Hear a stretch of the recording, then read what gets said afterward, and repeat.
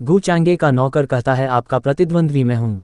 ये चैन नाराज होता है और कहता है चू जुबान, क्या तुम सच में सोचते हो कि मैं तुम्हें मारने की हिम्मत नहीं करूंगा क्योंकि तुम एक पवित्र पुत्र हो।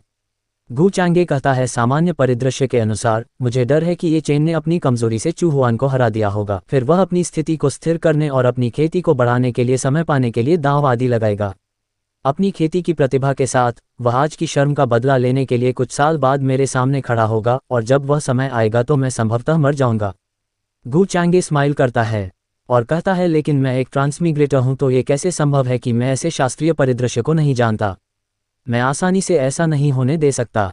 गू चांगे ये चैन के पास आता है और कहता है चूंकि यह मामला मुझसे संबंधित है तो मुझे पवित्र पुत्र चू हुआन को परेशान करने की आवश्यकता नहीं है। ये चैन नाराज होता है और कहता है तुम्हें लगता है मैं तुमसे डरता हूँ। गू चांगे कहता है आपकी निडरता का कारण यह नहीं है। गू चांगे अपनी पावर का एक नमूना दिखाता है। ये चैन कहता है कौशल, एक अंतर्दृष्टिपूर्ण प्रतिभा का कौशल। गू चांगे देखता है और इतने में हाई पीछे का गेट ब्लास्ट हो जाता है। गू चांगे सीरियस होता है और कहता है श्री, हाँ आप मुझसे क्या कहना चाहते हैं। ये चैन घुटनों पर जाता है। यह सब गू चांगे की पावर देखकर डर जाते हैं और कहते हैं यहाँ तक कि उसकी क्यूई आभा भी लोगों को हताश महसूस कराती है। श्रीमान, गू इतना मजबूत है, ये वास्तव में ऊपरी दुनिया के लोगों के योग्य है। ये चेन वह लड़का वास्तव में अपनी जगह नहीं जानता है। किंगे गू चांगे की पावर देखकर घबरा जाती है। बुद्धा मान में कहता है जैसी कि ऊपरी दुनिया के किसी व्यक्ति से अपेक्षा की जाती है, इतनी कम उम्र में उसके पास ऐसी शक्ति होती है। वास्तव में इस शक्ति को नाराज नहीं किया जाना चाहिए। सिस्टम आता है और कहता है यदि आप सार्वजनिक रूप से फॉर्चून के पुत्र को मारते हैं तो ये चेन फॉर्चून के 10 अंक खो देता है और मेजबान का भाग्य मूल्य 50 से बढ़ जाता है। गू चांगे कहता है इससे भाग्य का मूल्य भी बढ़ सकता है। चूंकि भाग्य मूल्य का उपयोग कौशल स्तर को बढ़ाने के लिए अंक जोड़ने के लिए किया जा सकता है, ये स्वाभाविक रूप से खेती के स्तर को भी बढ़ा देगा। फेयर कहता है सिस्टम, अगर मैं अभी ये चेन डी को मार दूं तो मुझे कितना भाग्य मूल्य मिलेगा।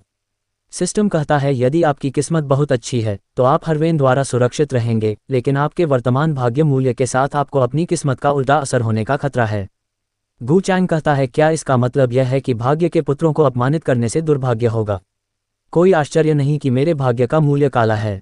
मैं वास्तव में एक असली खलनायक हूँ। सिस्टम कहता है कर्मा ने कहा आकाश के देवताओं और राक्षसों को पहचानना मुश्किल है।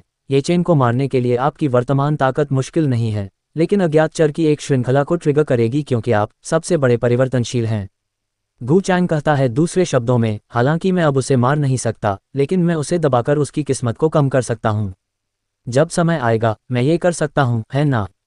सिस्टम कहता है हाँ, वे भी जिनका मुख्य पात्र के साथ घनिष्ठ संबंध है, समान है। गू चांग पीछे देखता है और कहता है इस तरह ये चेन को प्रभावित करने के लिए सू किंग्स को जबरन मजबूर करना भी काम नहीं करेगा। बुढ़ा आदमी हंसता है और कहता है श्री गू, तुम बहुत छोटे हो लेकिन तुम्हारी खेती अप्रत्याशित है। दूसरा बुढ़ा आदमी कहता है उसकी सांसों की हल्की सी ध्वनि हमें भय से कांपने पर मजबूर कर देती है। गू चेंज वास्तव में एक भगवान है। तीसरा बुढ़ा आदमी कहता है मैंने सोचा था कि ताइक्सुआन पवित्र भूमि जो हजारों वर्षों से विरासत में मिली है और अरबों मील का क्षेत्र है, पहले से ही दुनिया में प्रमुख शक्ति है, लेकिन आज जब मैं आपसे मिला तो मुझे एहसास हुआ कि वहाँ क्या लोग दुनिया से बाहर हैं और स्वर्ग आकाश के बाहर है। गू चांग कहता है मेरी ताकत जिसकी आप सभी प्रशंसा करते हैं वह वास्तव में उल्लेख करने लायक नहीं है। गू चांग का नौकर कहता है ऐसा इसलिए है क्योंकि मैं खेती बाड़ी में अच्छा नहीं हूँ। मैंने आप दोनों को व्यक्तिगत रूप से परेशान किया है, ये वास्तव में बहुत अपमानजनक है। गू चांग कहता है कोई बात नहीं। ये चैन अभी भी जमीन पर झुका होता है और कहता है गू ने पहले ही दया दिखा दी है, वह वहाँ क्या कर रहा है। ये चेन वास्तव में नहीं जानता कि उसके लिए क्या अच्छा है और क्या बुरा।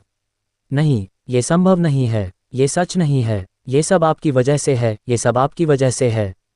ये चेन गू चांग पर हमला करता है और कहता है भाड़ में जाओ। या बुढ़ा कहता है ये चेन तुम्हारी इतनी हिम्मत। गू चांग के सामने एक प्रोटेक्शन बैरियर होता है और ये चेन का 5 यूज प्रोडक्शन बैरियर पर आकर टच होता है।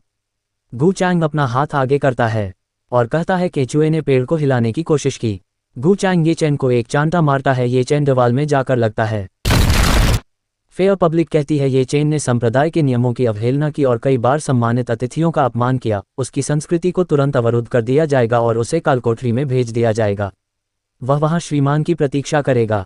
गुजरात का निर्णय। या लड़का कहता है इससे पहले श्रीमान गू ने पहले ही अपनी जान बचा ली थी। ये चेन की उस पर चुपचाप हमला करने की हिम्मत कैसे हुई। या लड़की कहती है हाँ, यह एक अपमानजनक बात है, मेरी ताइक्सुआन पवित्र भूमि का चेहरा उसके द्वारा अपमानित किया गया है। गु चैंग जाता है और ये चैन जोर से कहता है मुझे जाने दो, मैं संप्रदाय का सबसे प्रतिभाशाली शिष्य हूँ।